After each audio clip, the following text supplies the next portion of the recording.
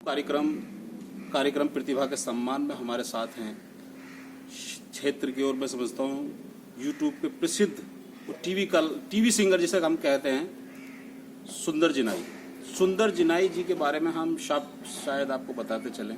आप इनको अनेकों सैकड़ों आपने रागनी देखी होंगी, इनके अनेकों सैकड़ों स्टेज प्रोग्राम भी देखे होंगे और एक हमारे क्षेत्र की हम कह सकते हैं हमारे जनपद की प्रतिभा है। तो सुंदर जी, हम अपने कार्यक्रम प्रतिभा के सम्मान में आपका स्वागत करते हैं।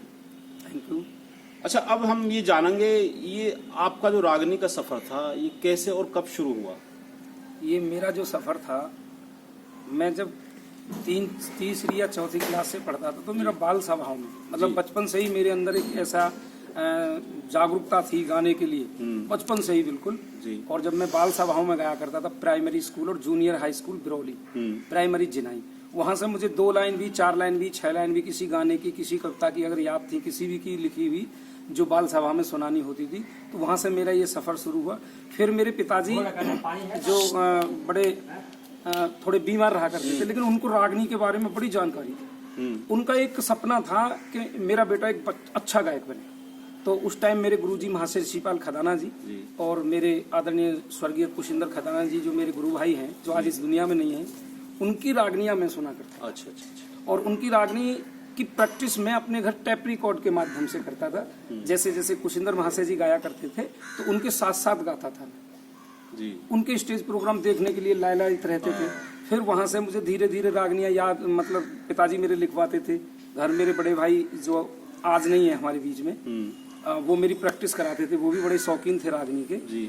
और घड़ा मटके पे जो मटका बजा के गाते हैं, उससे स्टार्टिंग मेरी हुई। मैंने रागनियां शुरुआत करी गानी, एक एक दो दो। फिर मैं 92-93 में लगभग महाशय ऋषिपाल जी के शरण में गया। अच्छा। वो मेरे गुरु हैं, आज तक भी वो मेरे गुरु हैं। और वहां से मैंने 10 से 12 साल उनकी संगत उनके साथ रह के गाने के माध्यम से की। अच्छा, हम आपको बताते चलें, एक शिष्य का सबसे बड़ी जो बात होती है वो गुरु का बार बार नाम लेना जी। और जो सुंदर जिनाई हमारे चैनल के माध्यम से अपने गुरु का नाम ले रहे हैं, ये बहुत बड़ी बात है। नहीं, गुरु को आज कोई इस क्षण में पूछता नहीं है, क्योंकि जैसे जैसे तरक्की की ओर जाता है वो गुरु को भूलता जाता है। तो ये हम बड़प्पन कहेंगे उनका, जो सुंदर जिनाई जी आज भी गुरु का नाम ले रहे हैं। अच्छा, मैं ये जानना चाहता हूँ कि आपकी जो पहली रागनी थी वो कौन सी थी, याद है कुछ? मेरी पहली रागनी जो स्टेज के माध्यम से, बड़ी स्टेज के माध्यम से मैंने गाई, वो मेरा पहला प्रोग्राम था 93 में जी। गुरुजी महाशय ऋषिपाल और गुरु भाई महाशय कुशिंदर खदाना जी के साथ। गांव पड़ता है श्याने के पास में सराय, और वहां मैंने सबसे पहली राजा हरिश्चंद्र जी की रागनी उस स्टेज से मैंने शुरुआत करी। काशी जी का रूल मारे घाट का। अच्छा, थोड़ा सा उसकी 4 पंक्तियां अगर याद हो आपको तो। हाँ, याद, आज भी याद है। काशी जी का रूल मारे और घाट का वसूल काढ़े, और कर लेने कबूल मने ल्याए के दिया रे रे रे हे रे रे रे रे। ये मेरी जो पहली रागनी राजा हरिश्चंद्र के प्रसंग की थी और गुरुजी लक्ष्मीचंद जी की लिखी हुई रागनी है। तो ये मैंने पहली बार गुरुजी के साथ में रागनी की शुरुआत वहां से की। अच्छा, इस कार्यक्रम में लगभग आपको दूर भी जाना पड़ता होगा, तो कहाँ कहाँ गए? मैं लास्ट एक प्रोग्राम पटना बिहार में, 2 प्रोग्राम ऑर्गेनाइज करके आया हूँ। बाकी हरियाणा, राजस्थान, पंजाब, उत्तराखंड, यूपी, दिल्ली, ये हमारा एक रागनी का बहुत बड़ा क्षेत्र है। और राजस्थान में हम लगभग बीकानेर के आसपास तक हम लोग जाते रहते हैं। और अलवर जिला, रेवाड़ी, झुंझुनू, जयपुर, कोटपूतली, ये मशहूर जिले, भरतपुर राजस्थान के, ये मशहूर, हरियाणा पूरा टोटल जी, उत्तराखंड पूरा टोटल, यूपी के 22 जिले, ये हमारा एक दायरा जो रागनी जहाँ तक हिंदी लैंग्वेज में सुनी जाती है। अच्छा जी। अच्छा, ऐसी कौन सी कविता थी जो, मतलब ऐसी कौन सी कहानी थी जो आपने रागनी के माध्यम से लोगों को प्रस्तुत की थी, सुनाई थी? ऐसी कोई कहानी थी जो रागनी के? मैंने अपनी कविता तो ज्यादा नहीं की है, 1-2 गाना किसान यूनियन के लिए लिखा है, या राजनीतिक पार्टियों के ऐतिहासिक सिस्टम में, ऐसे मैंने कुछ नहीं लिखा। गुरु लोगों का ही मैं गा रहा हूँ। लेकिन एक गाना मेरा, एक रागनी मेरी बहुत मशहूर हुई, बुढ़ापा बेरी आवेगा। सुनाइए जरा।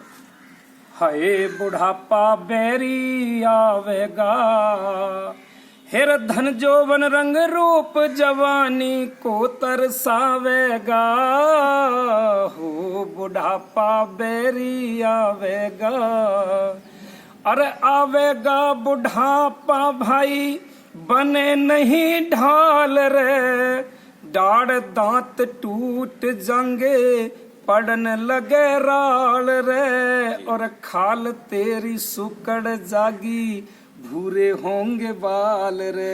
ये रागनी मेरी बड़ी मशहूर रही, क्योंकि आज मेरी थोड़ी आवाज में दिक्कत है, सर्दी 10 दिन से हम लोग प्रोग्राम में लगे हुए, जन्माष्टमी, रक्षाबंधन, 15 अगस्त और वीरांगना रानी आवंतीबाई लोधी, इनके सारे के प्रोग्राम अब 10 दिन से लगातार कर रहे हैं, तो थोड़ा ठंडा वंडा पीने से आवाज में थोड़ी दिक्कत हो रही है।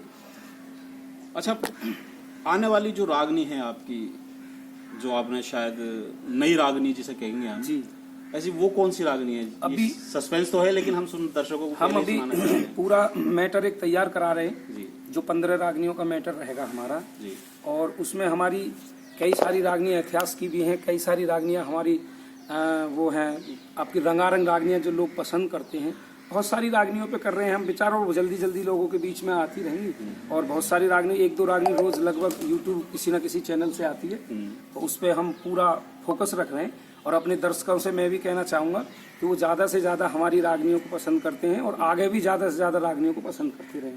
अच्छा सुंदर जिनाई जी, कभी कभी ऐसा भी हुआ है कि कंपटीशन में जैसा होता है, हम देखते हैं कंपटीशन भी होते हैं रागनी के, तो उसमें भी आपने हिस्सा लिया है कभी? मैंने अब तो पहले तो टूर्नामेंट जो हुआ करते थे उसमें मैं कभी नहीं गया, उन्हें देख देख के तो हमने रागनियाँ सीखी है। लेकिन अब जो कंपटीशन होते हैं, अब इनामी कंपटीशन तो रहे नहीं जी, लेकिन कलाकारों के आपस के कंपटीशन सिर्फ पब्लिकली हुए हैं कि किसके नंबर कैसे हैं, और पब्लिक जिसे पसंद करती है उसे आगे बुलाती भी है। वो कंपटीशन अब कम है, जो पहले इनामी कंपटीशन होया करते थे, वो कंपटीशन मैंने कभी नहीं लड़े, क्योंकि मुझसे पहले जब मैं सीख रहा था तब वो कंपटीशन देख देख के हम भी कुछ ज्ञान प्राप्त करते थे, और जब हम स्टेज पे आए तो वो कंपटीशनों का प्रचलन कुछ कम हो गया, और आज तो है ही नहीं बिल्कुल जी। एक आध कोई कहीं होता हो तो पता नहीं।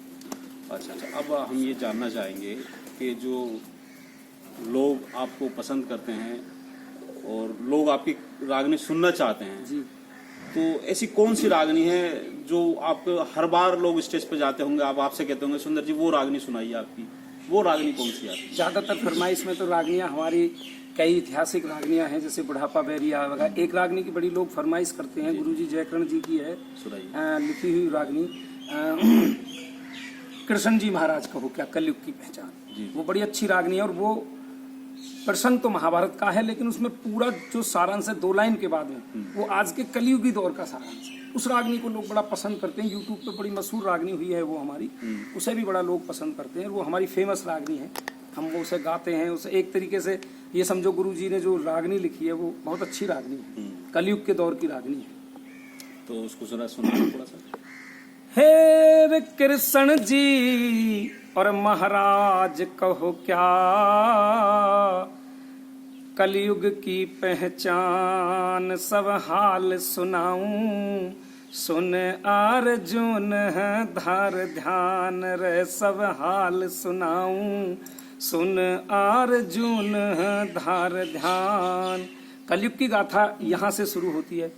और गुंडों की पिलगी बात, धर्मी मानस तंग होंगे, मर्दमी की जांच पड़े ना, गोलियों से जंग होंगे, सुल्पा गांजा दारू पी के मानस मती भंग होंगे। इसमें पूरा सारांश कलयुग का है। अच्छा, तो हम हमारे साथ थे आज कार्यक्रम प्रतिभा के सम्मान में सुंदर जिनाई। इसी कार्यक्रम प्रतिभा के श्रृंखला में कल हम आप एक और प्रतिभा से रूबरू कराएंगे। नमस्कार एंड खुदा हाफिज। नमस्कार।